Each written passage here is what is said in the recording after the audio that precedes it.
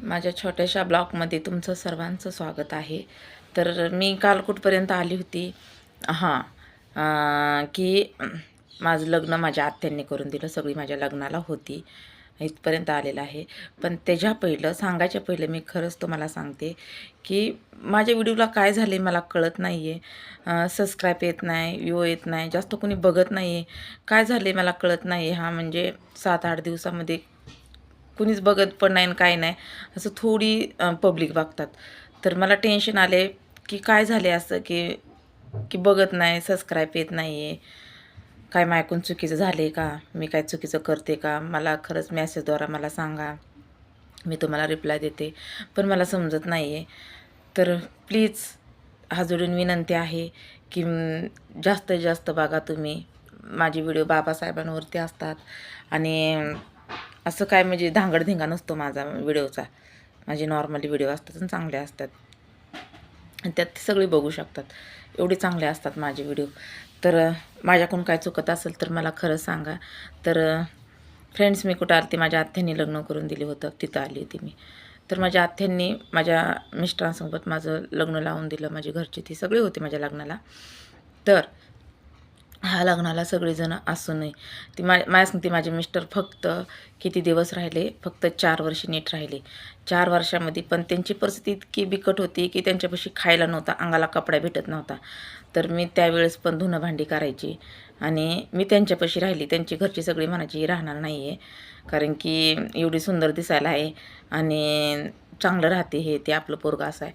पण मी त्यांना राहून दाखवलं आणि त्यांच्याच मुलांनी मला धोका दिला. नंतर मुलांनी माझी 2 मुलं होईपर्यंत चांगली राहिली 4 वर्ष आणि तिथून पुढे त्यांना नाही का घरामध्ये खायला नसायचं. चटणी आहे तर मीठ नाही, मीठ नाही तर चटणी नाही, असं काय असायचं. जरी पण मी तसेच दिवस काढले.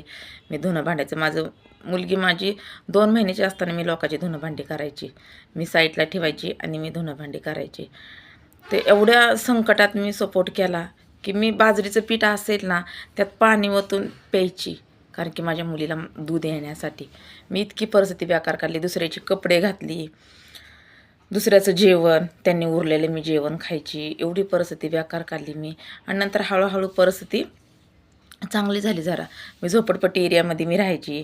साईडनी पत्रे साईडनी पत्रे 1-1, 2-2 आणि वरून फक्त ती पाल असल्यासारखं. पुण्यामध्ये राहून सो का झोपडपट्टी एरियामध्ये आमचं तर त्यावेळेस घर तोडलेलं होतं. अतिक्रम झाला होता माझ्या घरावरती. तर तसं मी राहायची. किती 1 वर्ष तशी राहिली कंप्लीट. साईडने 1-1, 2-2 पत्र्यांवरती असं साडी वगैरे असं. अशा परिस्थितीमध्ये मी दिवस काढले. आणि नंतरच्याला मी दुसऱ्याची आलती तेव्हा माझ्या सासूने मला घराच्या बाहेर काढलं होतं, अंगाशी कपड्याशी काढलं होतं. तेव्हा मी इथं भाड्यानं रूम घेऊन राहत होते. माझ्या नवऱ्याचा मित्र होता आणि त्यांच्या रूममध्ये झोपडपट्टीमध्ये मी राहत होते. तर अशी परिस्थिती मी दिवस काढले की खूपच. तर पण मला कसं वाटायचं की आज नाही उद्या, उद्या नाही परवा चांगलं होईल माझं. मी असेच दिवस काढत राहायचे.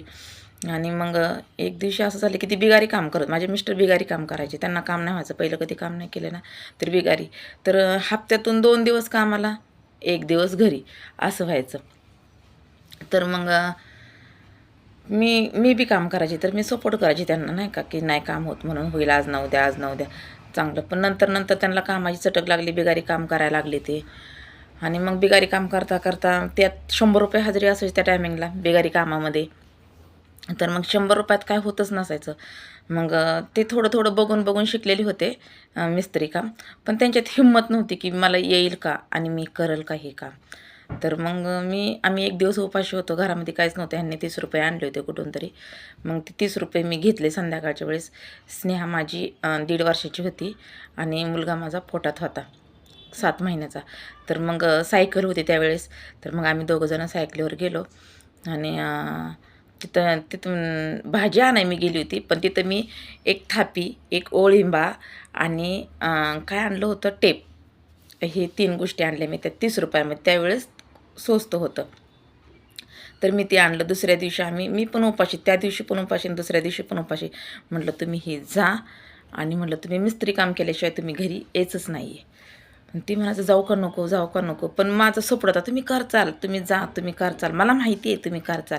तुम्ही फक्त वेरड्याच्या चौकात जाऊन उभा राहा. आणि मी एक पिशवी होती घरी मी शिवलेली, त्या पिशवीला थोडंसं होल पाडलं आणि त्यातनं असा वळिंबा दिसण्यासाठी, मिस्त्री आहे दिसण्यासाठी मी ती डोकं चालवलं. तर मग ती उभा राहिले होते तर त्यांनी मला आल्यानंतर सांगितलं, मी उभा राहिलो होतो तिथं माझा मित्र आला आणि तिथं म्हटलं, अरे काय रे विजू काय करतो येतं तू? तर म्हटलं नाही मी कामासाठी आलो आहे, कामच लागत नाही आहे. तर म्हटलं गौंडी आहे का तू? तर ते म्हणले नाही. त्याला ते खरं खरं सांगितलं, अरे माझ्या बायकोनी मला असं असं करून पाठवलं. ते म्हणले की मिस्त्री काम केल्याशिवाय यायचं नाही. मग तो तो म्हटला ठीक आहे चल तू माझ्यासोबत, मी मिस्त्री आहे आणि कोणी विचारे आले की आपण सांगू हां आम्ही दोघं मिस्त्री आहे. मग असं करून त्यांना नेलं. त्यांच्या मित्रांनी सपोर्ट केला. 8 दिवस त्या मित्राचा मी उपकार कधी विसरणार नाही. आणि ते 8 दिवस मग त्या 8 दिवसामध्ये ते मिस्त्री काम पक्क शिकले आणि पोटातली भीती मिली की मी करू शकतो. आणि मी त्यांना सपोर्ट केला, तुम्ही करू शकता, का नाही करू शकत? करू शकता. एक वेळेस चुकल, 2 वेळेस चुकल, बोलतील ती पण जा तुम्ही येईल. आणि मग ती केले. संध्याकाळी आल्याच्यानंतर मला ₹150 दिले आणि मी इतकी खुश झाली, अत्यंत खुश झाली मी की ₹150 कमवले. मग त्या दिवशी मी सामान सगळं भरून आणलं आणि त्यावेळेस स्वयंपाक वगैरे बनवला. मी 2 दिवसाची उपाशी होती. माझी मुलगी छोटी होती. तर मला पहिलं सांगताना खूप राग आले ते. मग ते आणलं, मग खाल्लं. मग असंच करत करत ते मिस्त्री काम त्यांनी शिकले, जॉईन झाले. मग 1 वर्षामध्ये मी त्यांना गाडी घेतली. ती पैसे माझ्याकडे पूर्ण द्यायचे, ₹1 त्यांच्यापाशी ठेवत नसायचे.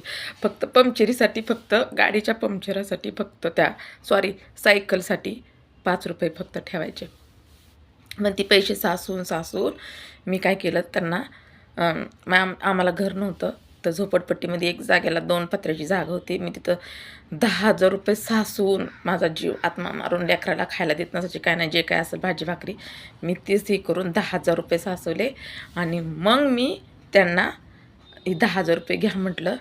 मी दुसऱ्याकडून घेतलेले आहेत. खोटं त्यांना बोलली मी दुसऱ्याकडून घेतलेले आहेत आणि हे ₹10,000 तुम्ही वाशे पत्रे आणा. तर ते घाबरत होते की इथली लोकं मला घर बांधू देणार नाही, माझी ओळख नाही इथं. तर मी म्हटलं की तुम्हाला काय करायचं आहे, मी आहे ना तुमच्या पाठीमागं. तर माझी इथे एक मैत्रीण होती सीला म्हणून, तर तिने एक सपोर्ट केला, लेडीजला सपोर्ट केला. माझी मिस्टर आम्ही असं तिघांनी मिळून ते घर उभा केलं. 2 पत्र्याचं 10,000 होते त्या टायमिंगला, माझ्यापाशी ₹10,000 काढून दिले.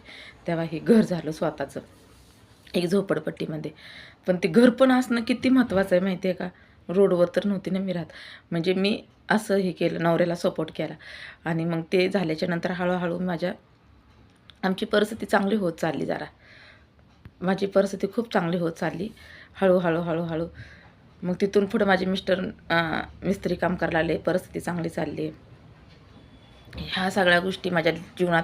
तर फ्रेंड्स, व्हिडिओ खूप मोठा होतो आहे, तर ही उद्या मी तुम्हाला सांगेन आता. या उद्याच्या भागामध्ये पुढचं काय सांगेन. तर चला बाय.